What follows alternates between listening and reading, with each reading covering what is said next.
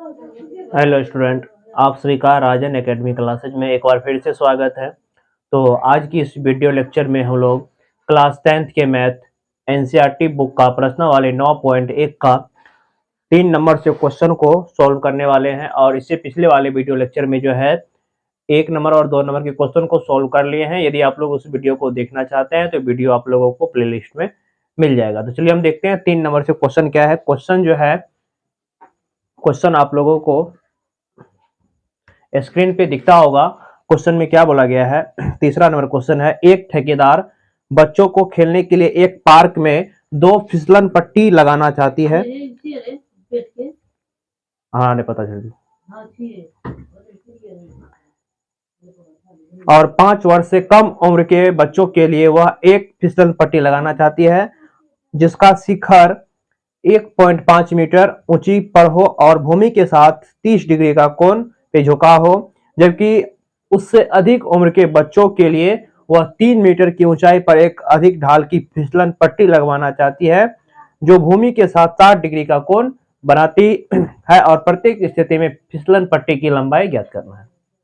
देखिए, इस सवाल में कहने का मतलब ये हुआ कि 2 फिसलन पट्टी बनवाना चाहता है, एक तो 5 वर्ष के बच्चों के लिए और एक 5 वर्ष से अधिक उम्र के बच्चों के लिए दो फिसलन पट्टी लगाना है। तो हम मान लेते हैं ये भूमि है, ठीक है, ये भूमि है।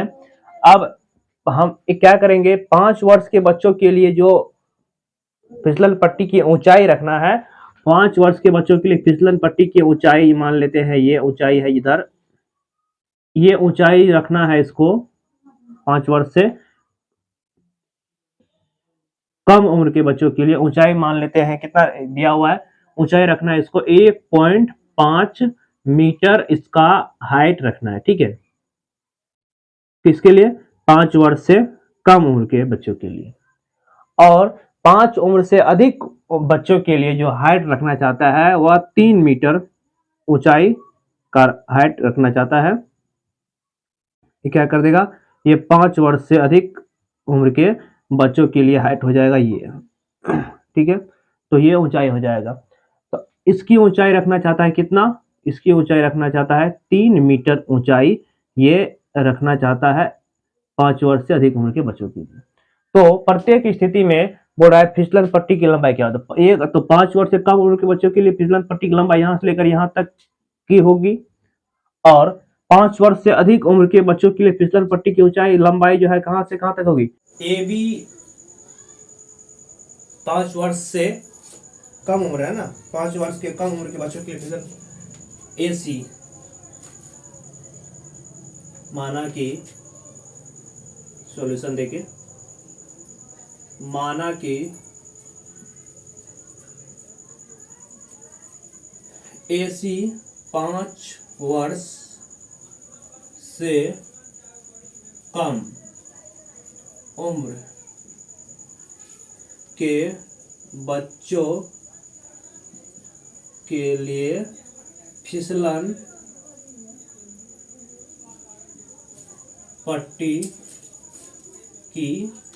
फिसलन पट्टी की लंबाई है, और CD 5 वर्ष से अधिक उम्र के बच्चों के लिए फिसलन पट्टी की लंबाई है, और CD 5 वर्ष से अधिक उम्र के बच्चों के लिए फिसलन पट्टी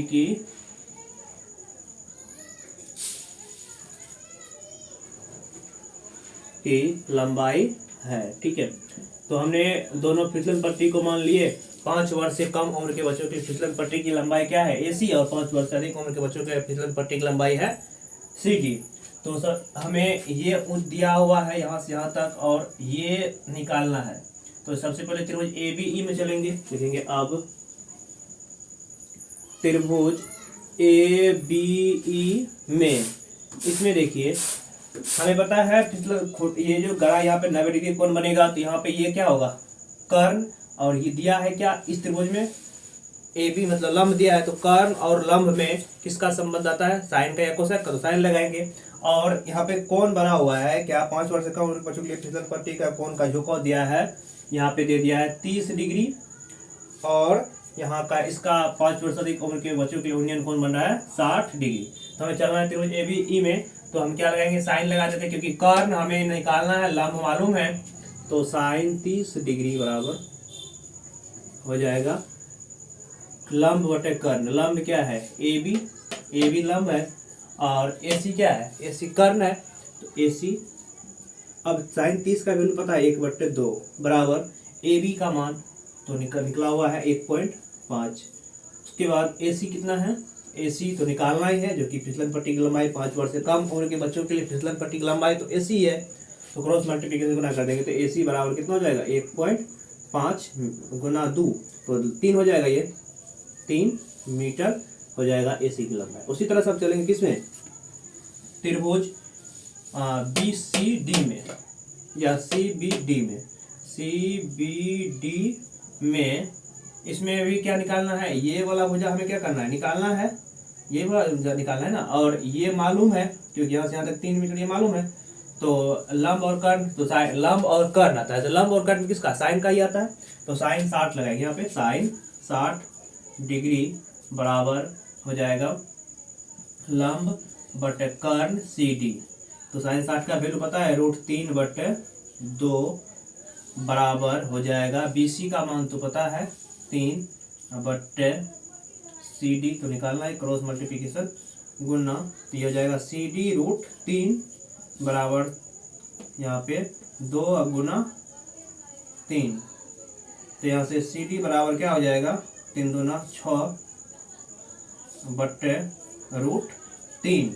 अब यहाँ पे हर का परिमेकरण करना पड़ेगा, तो यहाँ से CD बराबर हो जाएगा 6/√3 गुना √3/√3, हर का परिमेकरण कर दे रहे हैं, तो यहाँ पे 6√3 बट्टे क्या हो जाएगा, √3 गुना √3 3, 2√3 हो जाएगा, 2√3 मीटर हो जाएगा किसकी लंबाई, CD की यहाँ पे लंबाई हमें निकल के आ जाएगा, यह CD की लंबाई हो जाएगा 2√3 मीटर। ठीक है, यहाँ पे लिख देंगे अतः 5 वर्ष से कम उम्र के बच्चों के लिए फिसलन पट्टी की लंबाई AC बराबर कितना है 3 मीटर, तो यहाँ लिख देते हैं अतः 5 वर्ष से कम उम्र के बच्चों के लिए फिसलन पट्टी की लंबाई AC कितना आया है 3 मीटर, और यहाँ पे फिर लिखेंगे तथा 5 वर्ष से अधिक उम्र के बच्चों के लिए लिख दीजिएगा 5 वर्ष से अधिक उम्र के बच्चों के लिए फिसलन पट्टी की लंबाई कितना होगा 2√3 मीटर। ठीक है, चलिए इसका स्क्रीनशॉट लेना है, स्क्रीनशॉट ले सकते हैं।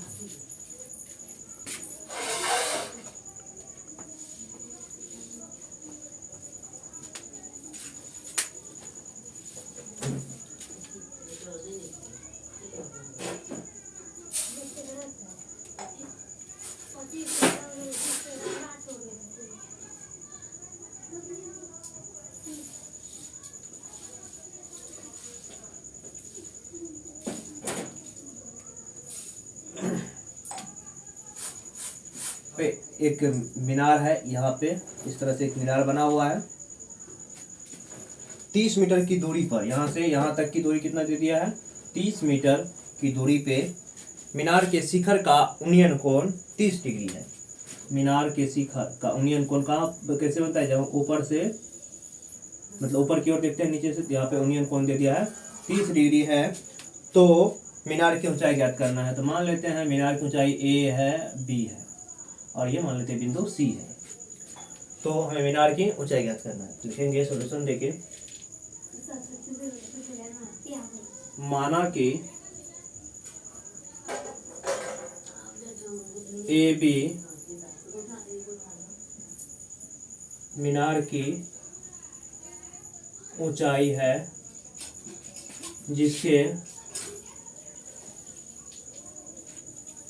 शिखर का उन्नयन कोण बिंदु सी पर 30 डिग्री है। तो सिंपल सा क्वेश्चन है ये, इसमें कोई दिक्कत नहीं होगा, क्योंकि यहाँ पे देखिए, यहाँ पे ये दूरी दिया है, मतलब ये दिया है और पता है मीनार है, तो यहाँ पे 90 डिग्री कोण बनेगा। तो हमें ये निकालना है और ये दिया है, मतलब लंब और कर्ण में आधार, मतलब लंब और आधार में आधार दिया है, लंब निकालना है, इसमें tan या कोट लगेगा और थीटा मालूम है 30 डिग्री। तो यहाँ से लिखेंगे त्रिभुज 9 ABC में, तो यहाँ पे देखिए, यहाँ पे ये दिया है और ये हमें निकालना है, मतलब आधार दिया है, लंब निकालना पड़ेगा। तो आधार लंब में किसका संबंध होता है, या तो tan थीटा का या तो cot थीटा का। लंब बटे आधार या आधार बटे लंब होता है, तो यहाँ पे tan लगा देते हैं। tan थीटा कितना है, tan 30 डिग्री बराबर होगा AB लंब आधार BC।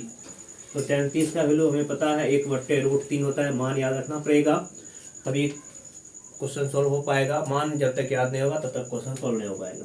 अब AB का मान निकालना पड़ेगा। AB तो AB रखना है, लेकिन BC का मान हमें मालूम है 30 मीटर। क्रॉस मल्टीप्लिकेशन क्या कर देंगे, गुना कर देंगे। तो यहाँ से AB √3 बराबर हो जाएगा 30 के। तो यहाँ से AB जो आएगा कितना आएगा 30, बट ये गुना में √3 इधर आया तो भाग बन जाएगा।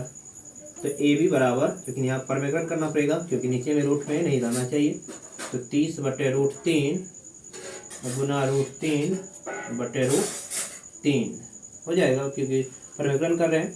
तो यहाँ से AB जो आएगा कितना आएगा 10√3 बट √3 गुना √3 3 हो जाएगा। तो अच्छा, यहाँ पे 30 होगा ना, 30 अब काटना है 10 या 30, तो ए भी हो जाएगा 10√3 मीटर। ठीक है, तो यही क्या होगा, मीनार की ऊंचाई होगा। लिखेंगे अतः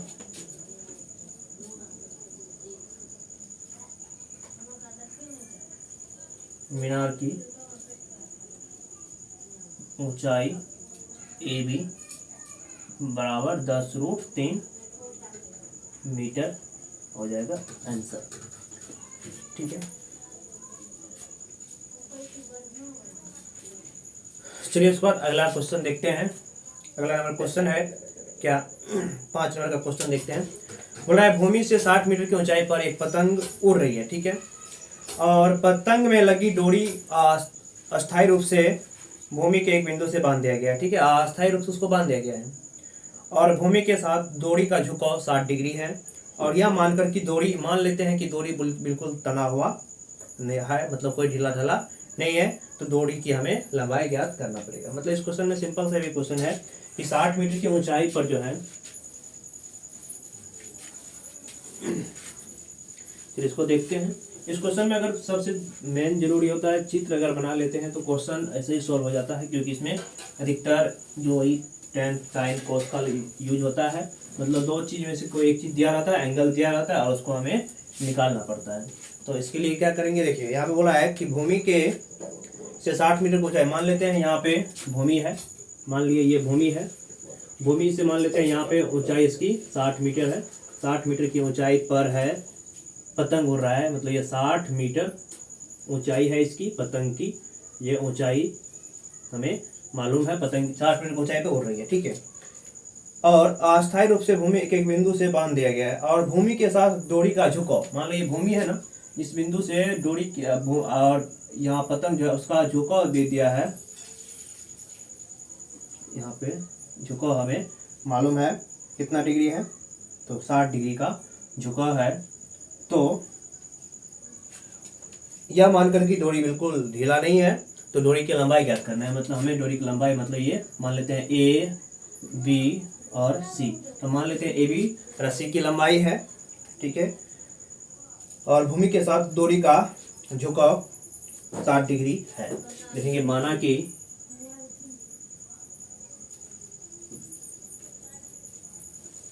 AC डोरी है ना, डोरी की लंबाई है जो भूमि के साथ, डोरी का झुकाव भूमि के साथ,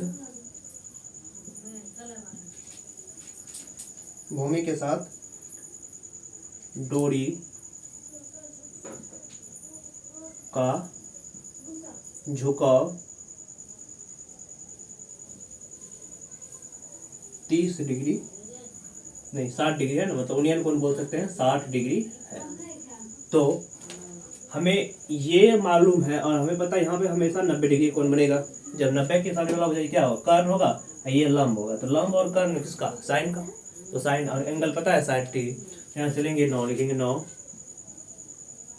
त्रिभुज ABC में इसमें बताइए लंब दिया है, कर्ण निकालना है। तो साइन का लगाएंगे या तो कोसेक का लगा सकते हैं। तो साइन 60 डिग्री बराबर लंब बटे कर्ण, लंब AB कर्ण AC होगा, लंब AB या कर्ण AC। तो यहाँ पे साइन 60 का मान कितना होता है, साइन 60 का मान क्या होता है, √3/2 होता है। तो साइन 60 का मान कितना हो जाएगा, √3/2 बराबर AB का मान तुम्हें पता है 60 मीटर है। उसके बाद AC निकालना है क्योंकि AC तो रस्सी की लंबाई है। अब यहाँ पे क्रॉस मल्टीप्लिकेशन कर देंगे गुना। तो AC √3 बराबर 60 दूना 120। तो AC बराबर कितना हो जाएगा 120/√3। अब यहाँ पे रूट में आ गया नीचे में, तो इसके लिए हर का प्रमेयकरण करना पड़ेगा। तो हर का प्रमेयकरण कर देते हैं।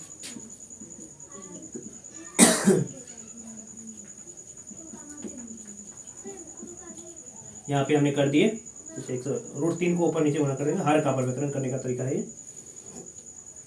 तो ये हो जाएगा 120/√3, √3 गुना √3 3 AC के बराबर होगा ये। अब ये कट जाएगा, 4×3 = 40। तो AC कितना आ रहा है 40√3 मीटर ये आ रहा है। तो जो कि हमें निकालना था AC तो निकालना था, और AC क्या था, रस्सी की लंबाई था। क्या लिखेंगे, अतः रस्सी या डोरी लिखेंगे, डोरी की लंबाई AC बराबर 40√3 मीटर आंसर हो जाएगा। ठीक है, तो यहाँ तक रहने देते हैं। तो इस वीडियो लेक्चर में हमने क्वेश्चन नंबर 3, 4 और 5 को सॉल्व कर लिए हैं। अगले वीडियो लेक्चर में जो है हम लोग जो है 6 नंबर से क्वेश्चन को सॉल्व करने वाले हैं। यदि आप लोगों को वीडियो अच्छा लगा तो वीडियो को लाइक एंड सब्सक्राइब करें और अपने दोस्तों के साथ शेयर करें। धन्यवाद।